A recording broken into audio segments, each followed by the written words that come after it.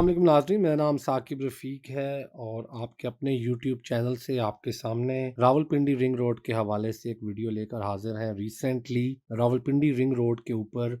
जब काम शुरू हुआ तो वो तमाम तर प्रोपेगेंडास जो थे वो दम तोड़ गए जो रावलपिंडी रिंग रोड के हवाले से किए जाते थे। मार्केट में एक लंबे अरसे से मुख्तलिफ वजूहात की बिना पर लोग जो थे वो ये अफ़वाहें फैला रहे थे कि रावलपिंडी रिंग रोड नहीं बनेगा। अच्छा, बहुत से लोग ऐसे थे जो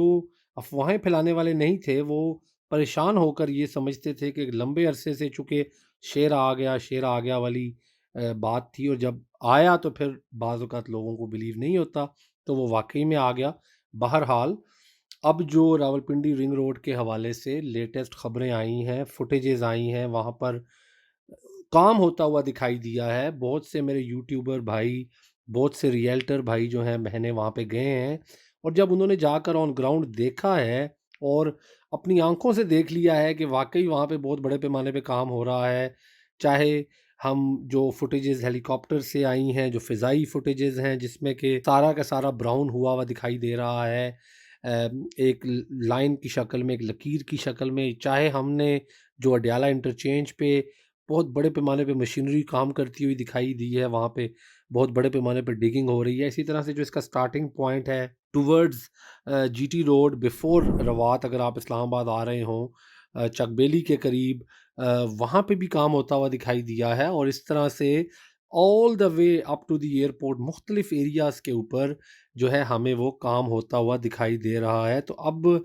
इसके बारे में जो अफ़वाहें थी वो दम तोड़ गईं। तो जब ये अफ़वाहें दम तोड़ी तो फिर रियलिटी बनना शुरू हुआ रावलपिंडी रिंग रोड और फिर बहुत से लोग जो रावलपिंडी रिंग रोड के हवाले से जिनके मुख्तलिफ स्टेक्स जुड़े हुए हैं, उनके सवालात आने शुरू हो गए।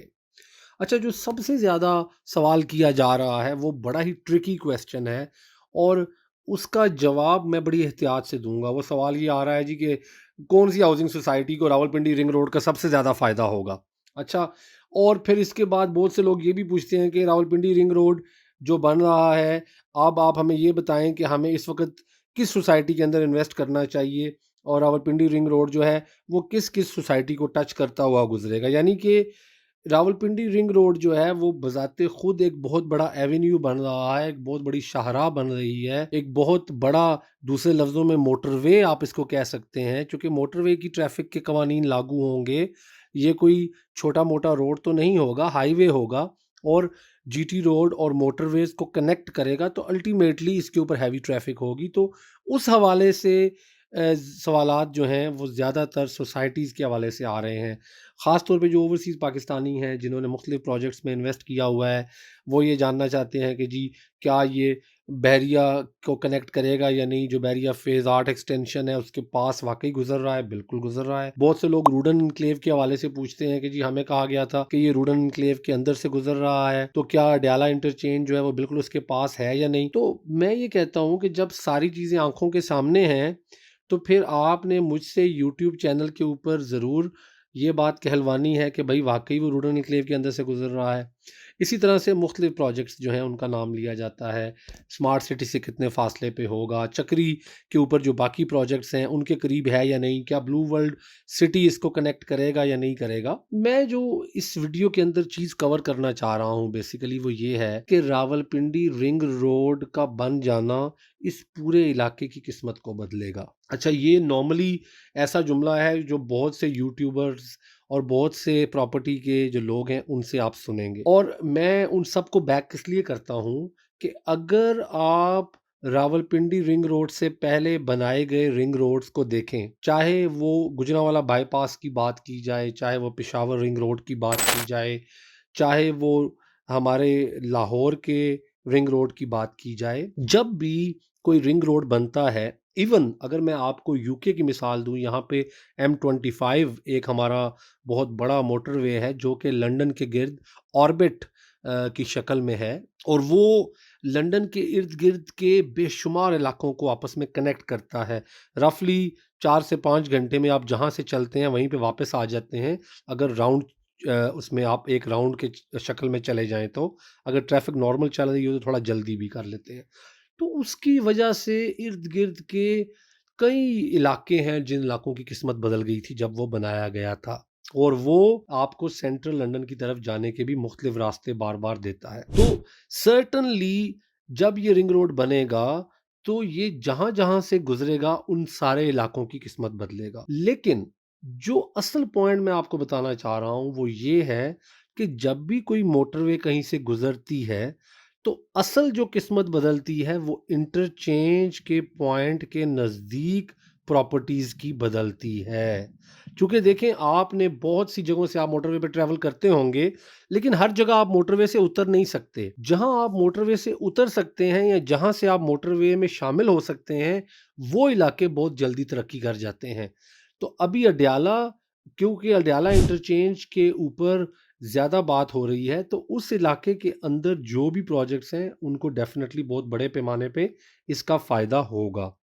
बाकी ये जहाँ से स्टार्टिंग पॉइंट है, उस इलाके को भी इसका बहुत बड़ा फ़ायदा होगा, क्योंकि वहाँ पर ऑलरेडी वो इलाका जीटी रोड से कनेक्टेड है, और चकबेली वाली साइड पे जहाँ से ये आ रहा है, और रवात से पहले जो इसका स्टार्टिंग पॉइंट है, वो पॉइंट चूँकि ऑलरेडी पाकिस्तान के सबसे पुराने रोड जीटी रोड से कनेक्टेड है, तो वहाँ पर भी बहुत बड़े असरात होंगे। और जहाँ ये आकर एयरपोर्ट के करीब इंटरचेंज कनेक्ट करेगा, वहाँ पर भी डेफ़िनेटली इसके बहुत बड़े असरात होंगे। तो कैपिटल स्मार्ट सिटी या फैसल टाउन और जो बाकी इस एरिया के अंदर सोसाइटीज़ हैं, जैसे ब्लू वर्ल्ड सिटी है, तो इन सबको इसका बहुत फ़ायदा होगा। अब जो लोग इसके हवाले से, लैंड के हवाले से क्वेश्चन कर रहे हैं जी कि हमारी लैंड के ऊपर जो वहाँ पे सेक्शन लगी हुई है 24 है, जो भी वहाँ पे कवानीन है पाकिस्तान के, उसके हवाले से जो चीज़ें चल रही हैं, ये बड़ा ही एक मैं समझता हूँ कि सरकार की हद तक सवाल है और उसका सरकार ही जवाब दे सकती है।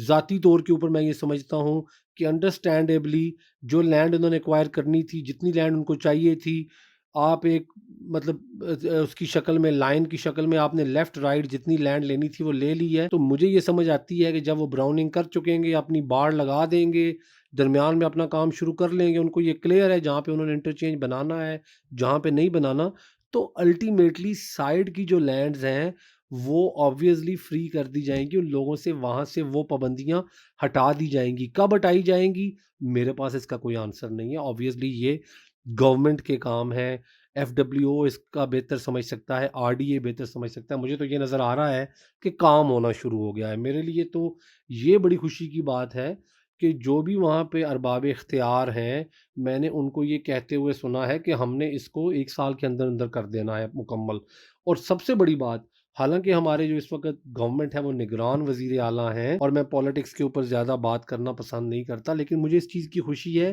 कि 3-4 दफ़ा वो ट्रिप कर चुके हैं पर्सनली, और पर्सनली जाकर 3-4 दफ़ा काम की सूरत हाल को देख चुके हैं। तो कोई किसी भी सियासी पार्टी से हो, मुझे खुशी इस बात की है कि वो इस प्रोजेक्ट को लेकर सीरियस हैं, और इस प्रोजेक्ट को कंप्लीट करने के लिए उन्होंने एक टास्क दे रखी है। अब समझने की क्या ज़रूरत है, बहुत से लोग ये समझते हैं कि ये रिंग रोड जो है वो सिर्फ इन सोसाइटियों को बेनिफिट देगा, ये रिंग रोड पोल्यूशन को भी कम करेगा, ये रिंग रोड ट्रैफिक के प्रेशर को भी कम करेगा, ये हम इस्लामाबाद के अंदर रहने वालों के लिए भी आसानियां पैदा करेगा, ये उनके लिए भी आसानियां पैदा करेगा जो मेरे जैसे ओवरसीज पाकिस्तानी जब बाहर से आते हैं तो इस्लामाबाद के अंदर से होकर एयरपोर्ट तक जाते हैं। तो ये रिंग रोड जो है, इसके ऊपर हम किसी और वक्त में मजीद तफसील में भी वीडियोस बनाएंगे। फिलहाल हम इसको ब्रेकिंग न्यूज़ के तौर पर आपके सामने लाना चाह रहे थे कि Rawalpindi ring road is not a dream any more, it is a reality. काम बहुत बड़े पैमाने पे शुरू हो चुका है, कुछ छोटा मोटा काम नहीं है, बहुत बड़ा प्रोजेक्ट है। इनिशियली जो काम हो रहा है वो 38 से 40 किलोमीटर के दरमियान है,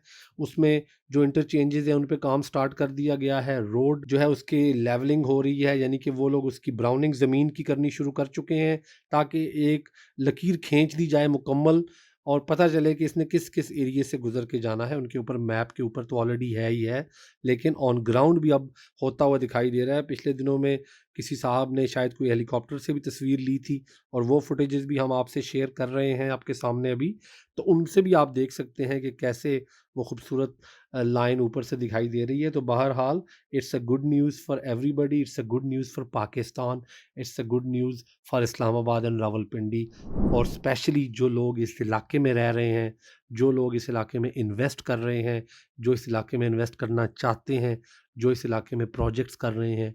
उन सब लोगों को मेरी तरफ से मुबारकबाद।